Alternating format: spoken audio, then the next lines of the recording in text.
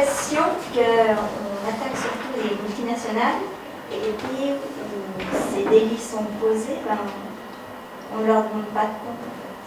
Ils s'y sont dit, parce qu'ils sont quand même responsables de ce qui se passe chez eux. Enfin, je trouve.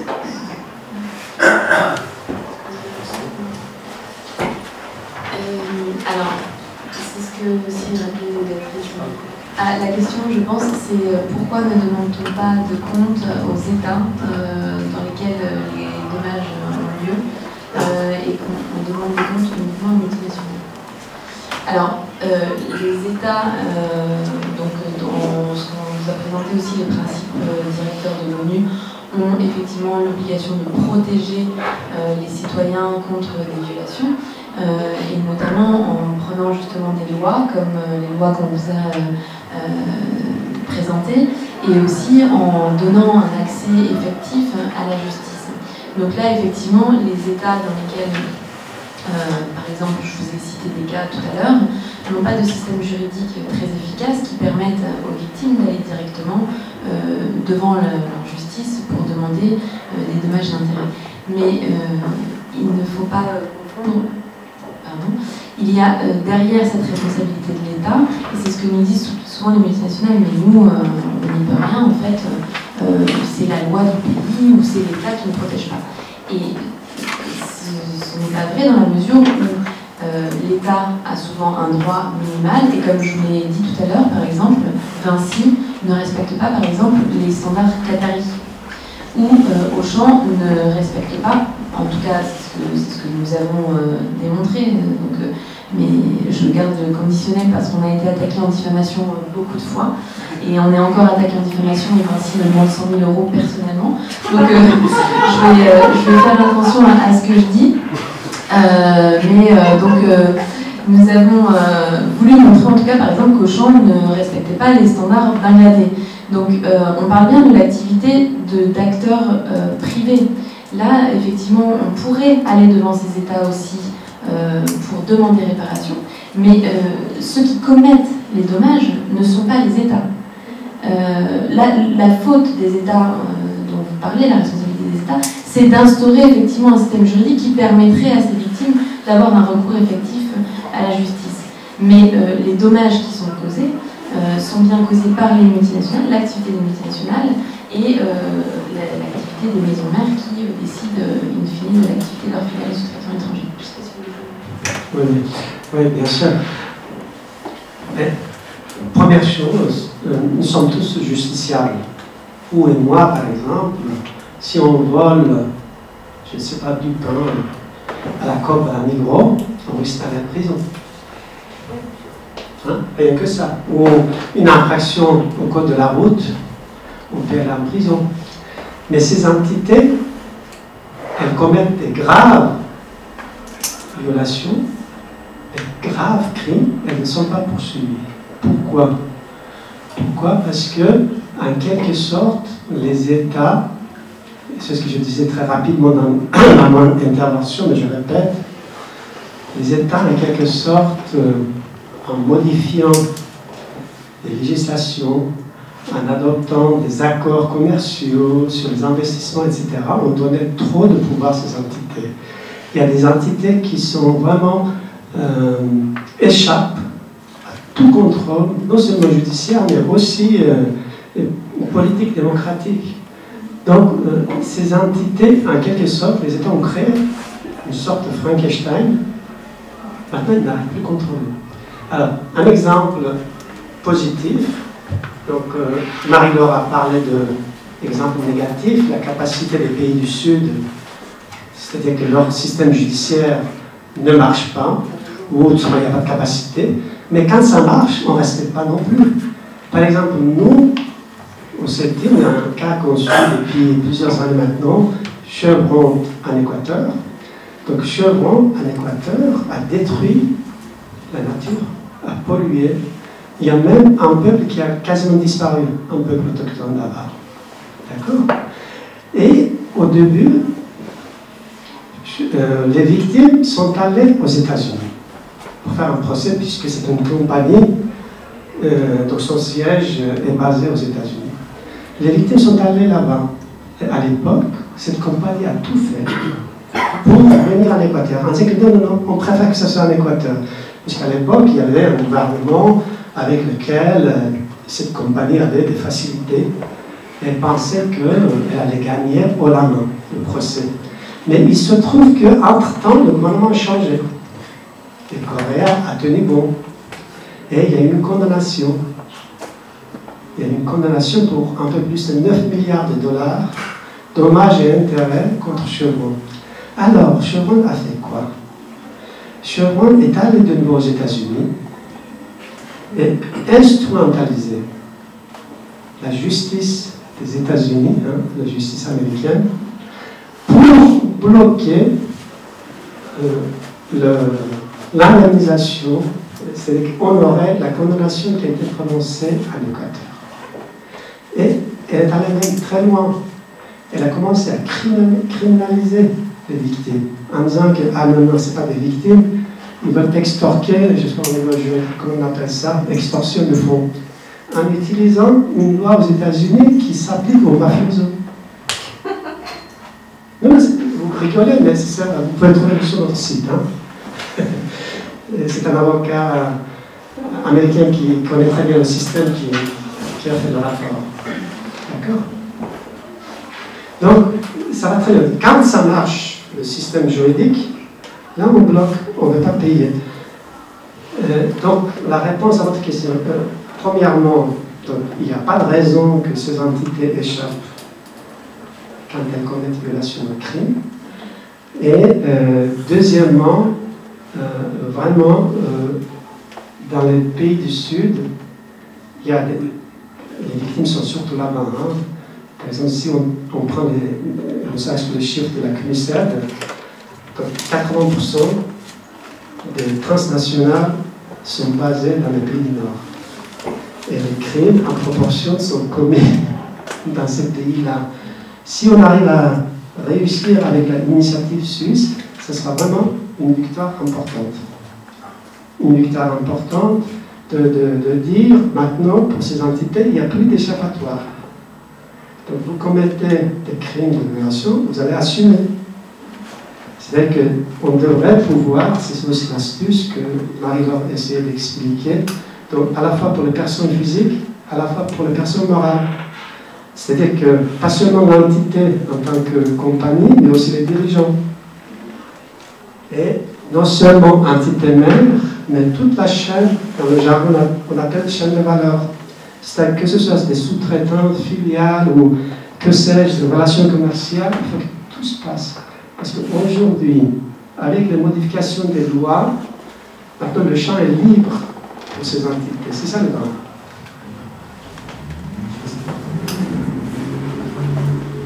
Alors, pardon, je me alors, juste après. Ouais. Je ne suis pas du tout un pro de l'économie, donc je pose une question un petit peu, peut-être, qui peut vous surprendre. Quand on attaque, je me lève. Quand on attaque une entreprise, on attaque qui concrètement? Est-ce que les propriétaires, donc les actionnaires majoritaires par exemple d'une entreprise, sont directement touchés? Est-ce qu'ils doivent payer? Est-ce que c'est eux qui doivent amener une délégation sur place auprès de la justice pour représenter l'entreprise? Donc finalement, je pose la question parce que finalement, derrière ces entreprises, souvent c'est des États qui sont concernés, des États ou des gros groupes, autres gros groupes qui détiennent les actions. Donc finalement, pour moi, ça reste nébuleux tout ça. Puis j'ai une deuxième question par rapport aux multinationales, à l'initiative sur les multinationales. Est-ce que cette initiative pourrait permettre de lutter contre le dumping salarial en Suisse, qui est exercé par ces grands groupes qui sont aussi actifs en Suisse, contrairement à ce qu'on peut peut-être penser des fois, parce qu'on parle beaucoup d'étrangers, mais ils sont aussi actifs de manière négative sur notre sol, tant en termes de pollution chimique qu'en termes de questions salariales, sociales et salariales. Merci. Peut-être juste sur la première question, et je me permets juste de compléter ce que vous disiez aussi tout à l'heure sur Chevron, parce qu'on travaille aussi avec les avocats de Chevron. Je ne voulais pas donner l'impression de dire que dans tous les États, le système juridique ne marche pas.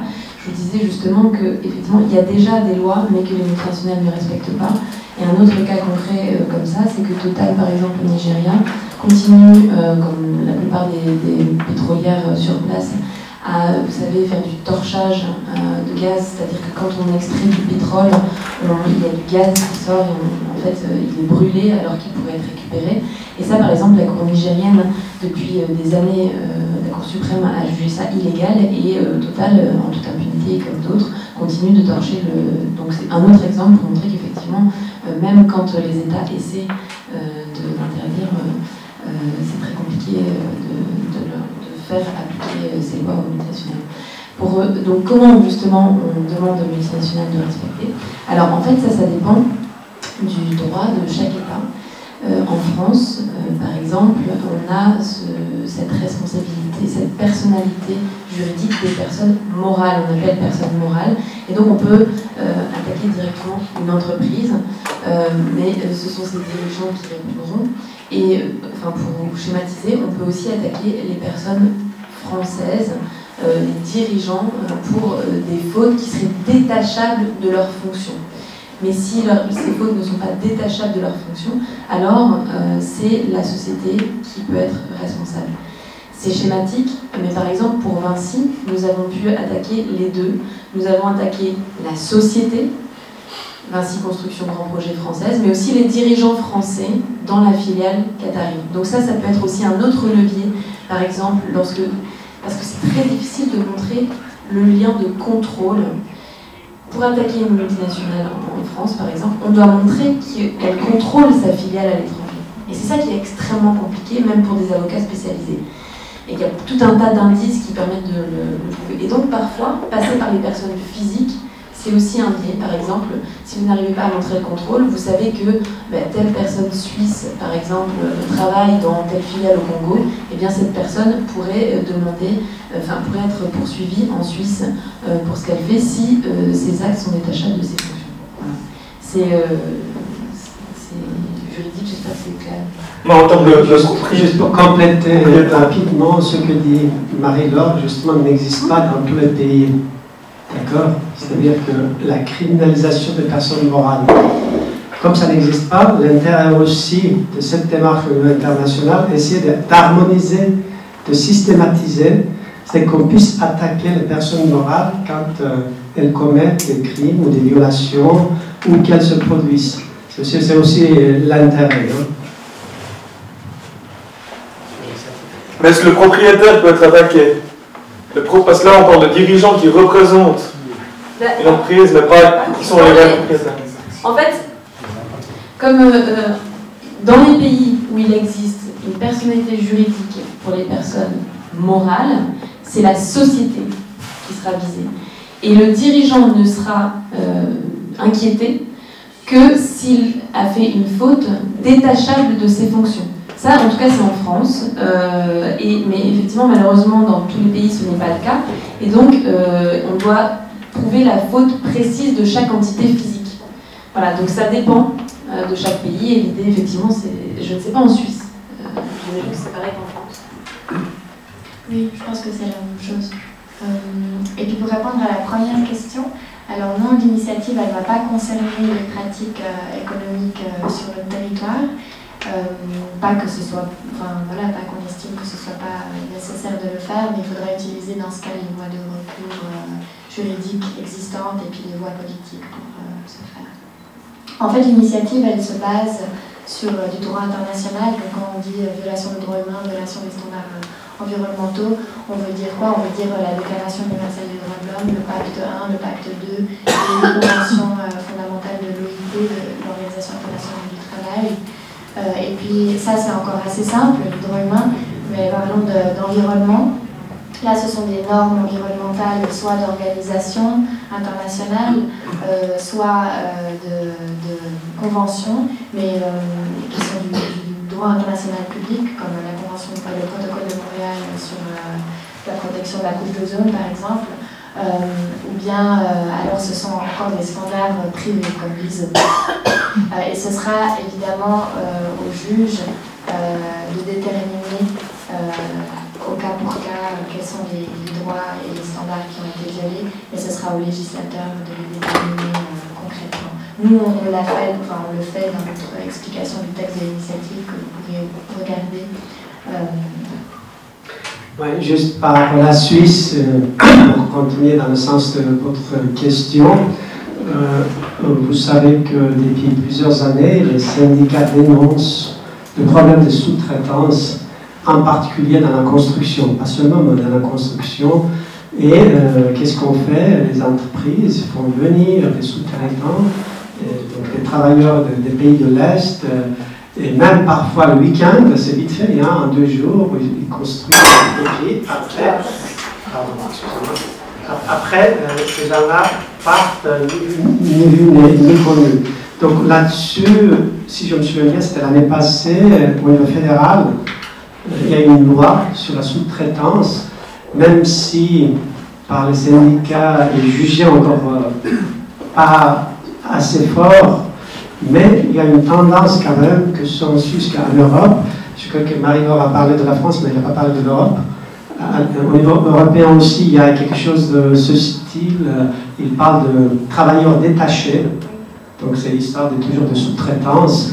Donc il y a une tendance, hein, mais par contre c'est toujours insuffisant et pas assez fort, et puis c'est pas généralisé. Donc ce qu'il faut faire, justement, encore je reviens aux démarches au niveau international, donc on doit avoir cette connexion, hein, cette articulation au niveau national et international, pour que ces entités qui trichent, ces entités qui commettent des crimes ou des violations n'échappent pas à leurs responsabilités. C'est ça l'enjeu.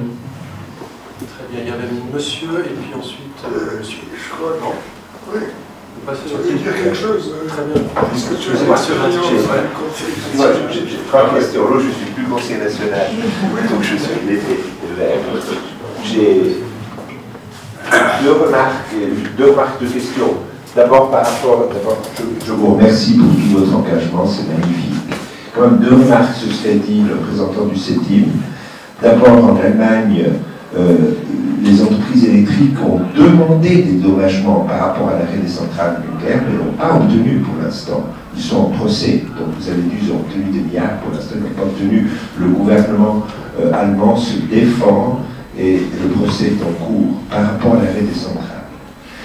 Par contre, après, ça va beaucoup plus loin parce que ces sociétés ont réussi à dissocier ce qui est rentable. Donc, ils ont séparé leur société en 2 et en fait, ils sont en train de créer des mauvaises sociétés qui comprendront que les activités du nucléaire et à la fin, elles feront faillite. Et puis, c'est comme l'État qui devra traiter les déchets et tout ça. Mais ça, c'est un autre discours. Mais en tout cas, devant les tribunaux, ils n'ont pas gagné pour l'instant. Hein.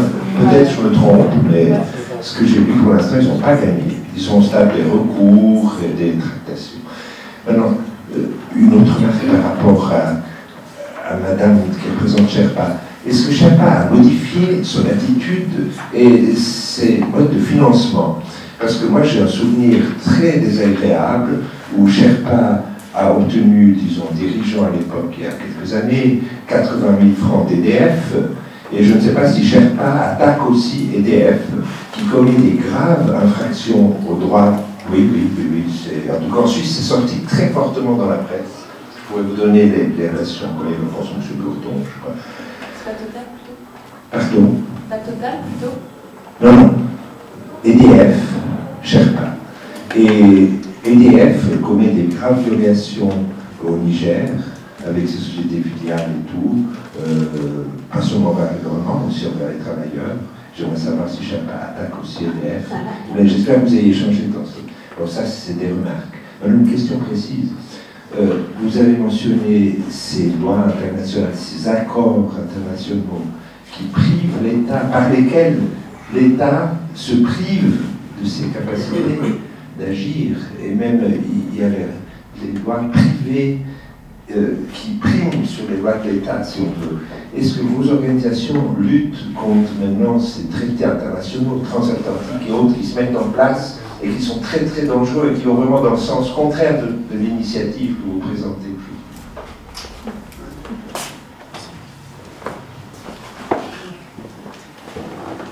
Par rapport à l'Allemagne, je crois qu'il y a plusieurs procès en cours. Moi, je faisais la référence à une compagnie suédoise qui s'appelle Vattenfall. C'est au niveau international toujours, hein, c'est cette structure qui est gérée par la Banque mondiale, hein, c'est CIRDI. C'est là-bas que cette compagnie réclame pour le manque à gagner, parce que l'Allemagne a décidé de sortir du nucléaire. Donc, réclame des indemnités de plus de 5 milliards, si je me souviens bien. Donc c'est une absolue...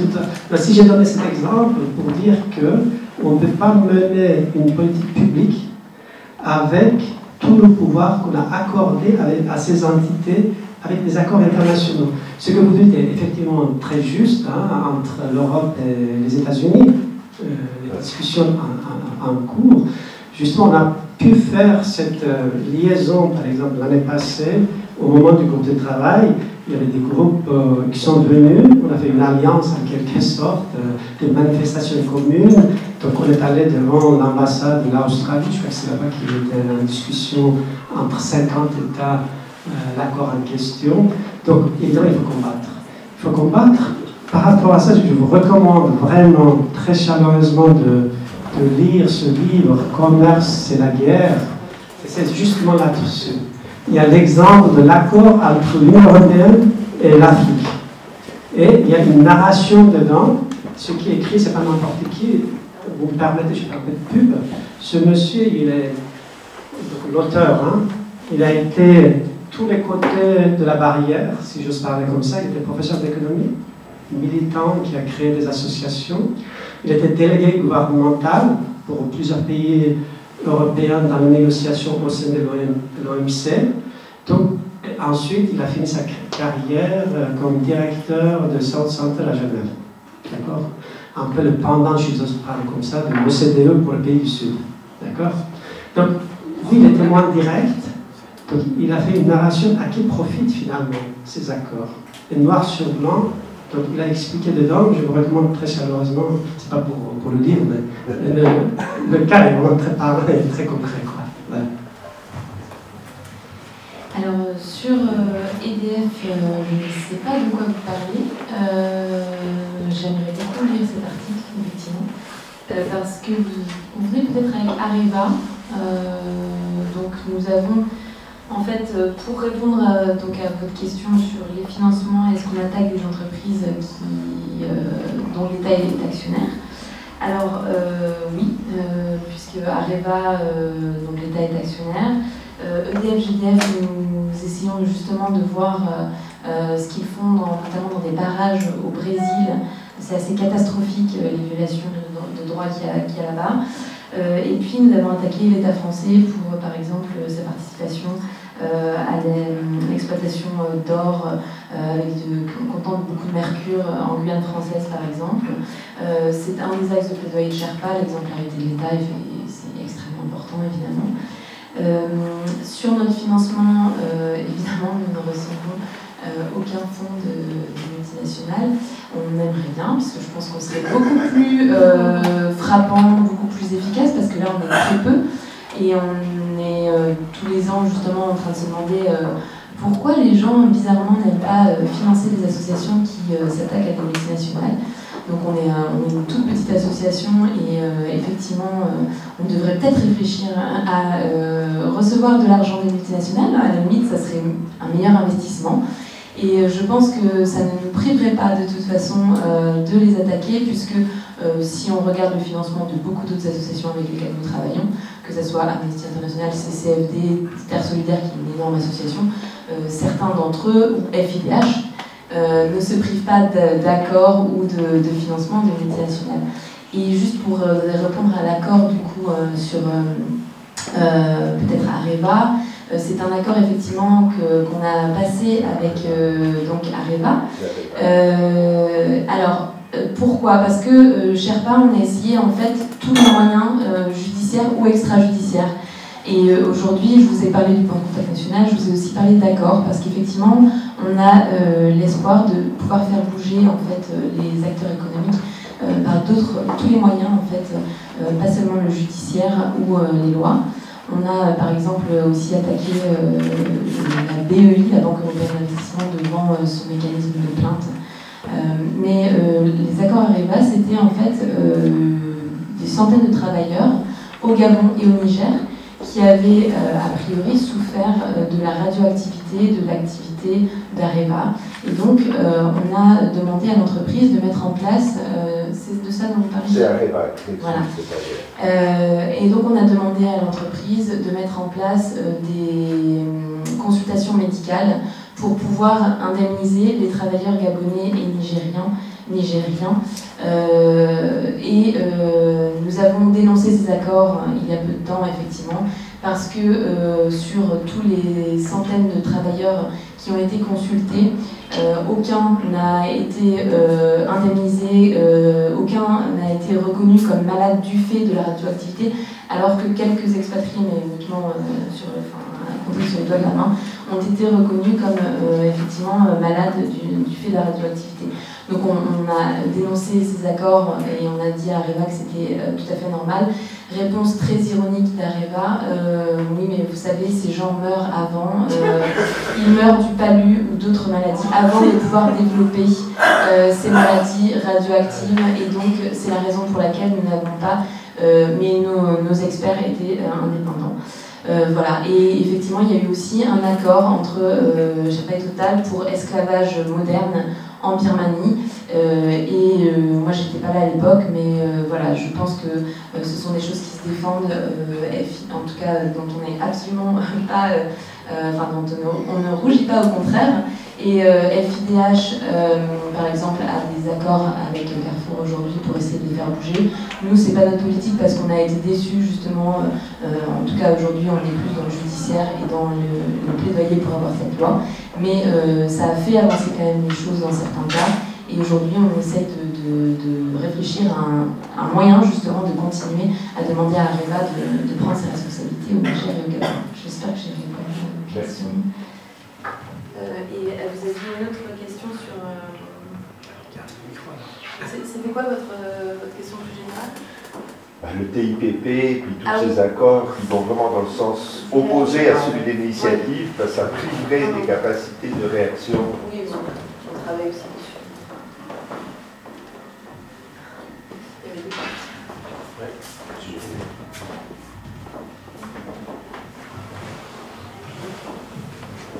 Oui, alors j'ai beaucoup apprécié vos trois exposés, extrêmement intéressants, bien documentés. Il y a juste un mot que je ne vous ai pas entendu prononcer, mais je pense qu'il faut aussi le signaler, c'est le mot corruption. Parce que, et c'est en particulier peut-être une réponse à la première question qui a été posée, pourquoi est-ce que les pays, les gouvernements des pays où ces violations des droits humains sont commises ne sont pas tellement mises en question? Eh bien, je pense qu'il y a je sais qu'il y a un nombre considérable de capitaux qui vont pas, non pas à des investissements, mais simplement à corrompre les gouvernements. Et là, je vous demander, est-ce que vous travaillez, par exemple, avec une entreprise comme Transparency International, il faut toujours qu'il y ait un nom anglais, comme ça s'appelle. Est-ce que vous dénoncez aussi le fait qu'un très grand nombre de députés, de membres de gouvernement, peut-être pas les membres de gouvernement, mais les députés, sont membres de conseils d'administration de ces grandes sociétés et qui vont par conséquent essayer de freiner, parce que c'est leur intérêt très personnel, toutes ces différentes actions. Et juste encore, je suis aussi très sensibilisé à cet accord transatlantique. Ça s'appelle quoi? TISA, non? Là, il peut suivre, il y a TAFTA, parce qu'il y a des abréviations en anglais, en français. Oui, c'est ça. On se perd. Ces négociations se font pratiquement en secret, je crois. Il n'y a pas de rapport. On a quelquefois des fuites. Et ce que j'ai entendu, et je ne sais pas si vous pouvez le confirmer, c'est que ces accords permettraient aux entreprises d'attaquer en justice des privés ou des petites associations parce que, oui, ce que j'ai entendu, si on donne la priorité à une entreprise nationale par rapport à une entreprise transnationale ou d'un autre pays, ce qui me semble un scandale épouvantable, mais qui paraît-il, serait une des clauses de ce contrat en discussion.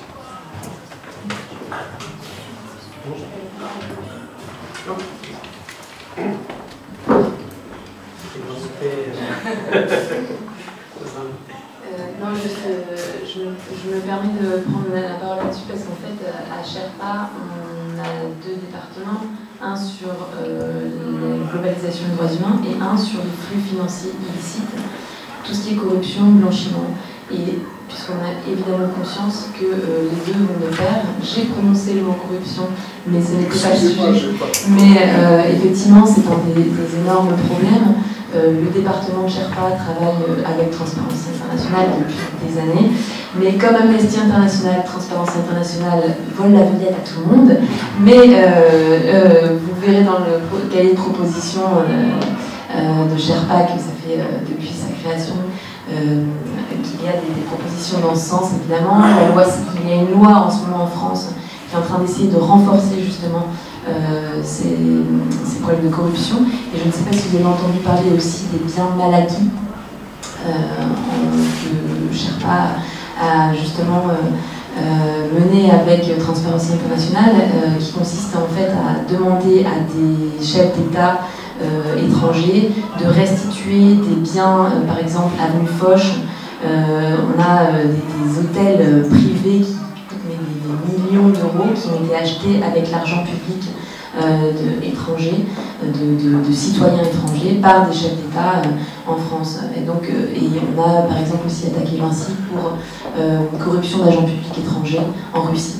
Donc ça fait partie des choses qui sont faites à Sherpa et qui sont tout à fait complémentaires avec les démarches de renforcement de la responsabilité des multinationales qu'on a évoquées tout à l'heure.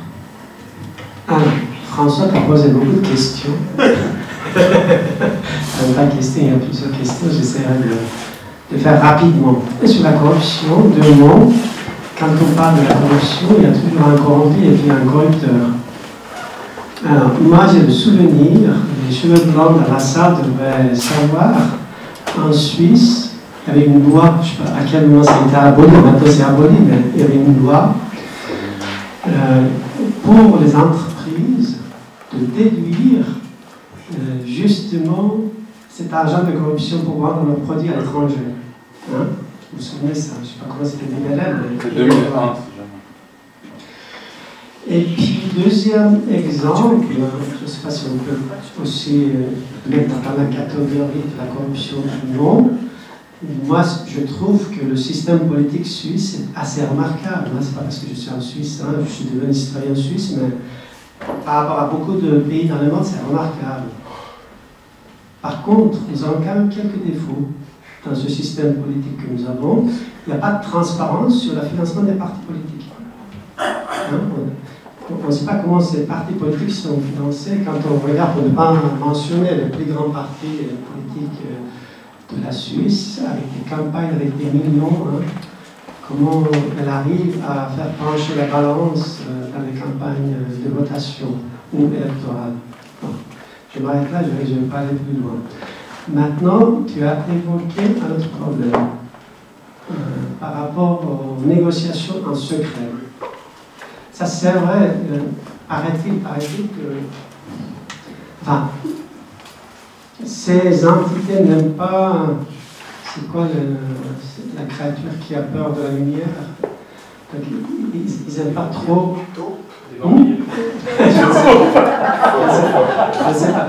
Donc, moi, j'aimerais juste rappeler peut-être un bon exemple. Si vous vous souvenez, à la fin des années 90, il y avait aussi des négociations au sein de l'OCDE à Paris qui s'appelait l'accord multilatéral sur les investissements. L'abréviation, c'était AMI. Et là aussi, c'était, nous, le CETI a sorti un livre, accessoirement à l'époque, et cet accord était aussi négocié en secret. Ensuite, ça allait être imposé à tous les États par la suite. C'était négocié en petit comité. Mais il se trouve qu'à l'époque, il y a eu une mobilisation surtout du milieu artistique en France, au Canada et je ne sais plus quel pays, dans les 3 pays, en Suisse aussi on a bougé un peu. Et résultat des courses, quand cet accord a été rendu public, ces négociations secrètes sont rendues publiques, ça a été retiré. Maintenant, ce que tu évoques, ça existe déjà malheureusement dans le cadre des accords de l'OMC. C'est-à-dire qu'il n'y a plus de préférence nationale, donc il faut ouvrir. C'est le principe de l'OMC. Hein. Donc, on doit ouvrir les frontières. Celui qui remporte l'appel d'offres, voilà, ce sera évidemment les plus grands, pas les plus petits. Mais le pire avec ces négociations entre l'Europe et les États-Unis, du peu que j'ai pu comprendre, c'est qu'on veut graver dans le marbre, carrément, le pouvoir de ces entités.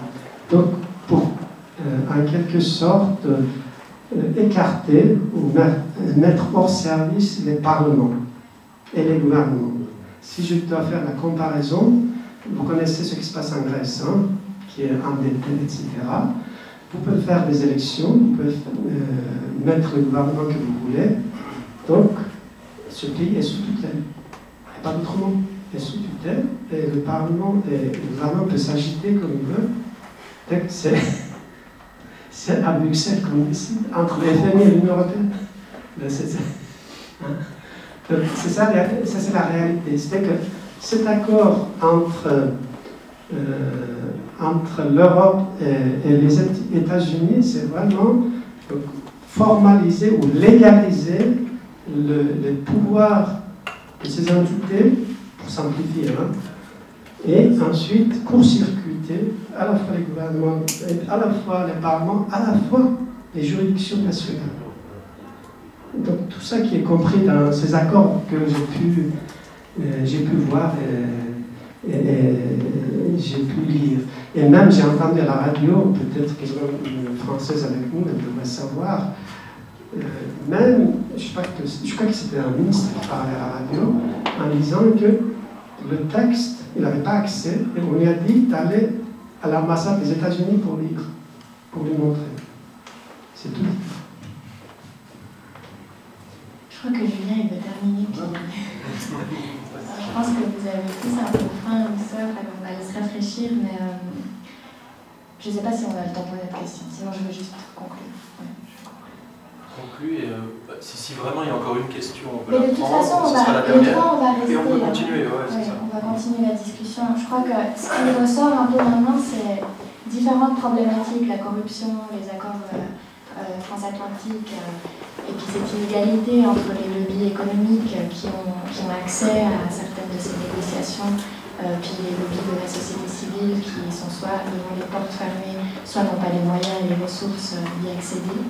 Mais c'est cette convergence en fait de toutes ces problématiques vers le rôle que joue en fait notre système économique, notre système actuel.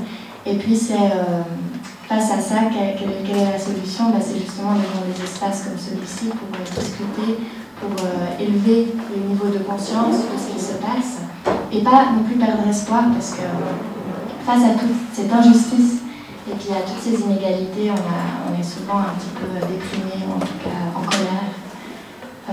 Donc les initiatives sont nécessaires à tous les niveaux. Il y a des gens qui travaillent à tous les niveaux. Moi, je le vois parce qu'on a 77 organisations de la société civile. On a choisi d'ailleurs de prendre un parti politique. On a pas pour ces raisons. Et puis chacune est indispensable. Chacune travaille sur un problème particulier. et on contribue ainsi à la création d'un projet. On essaye.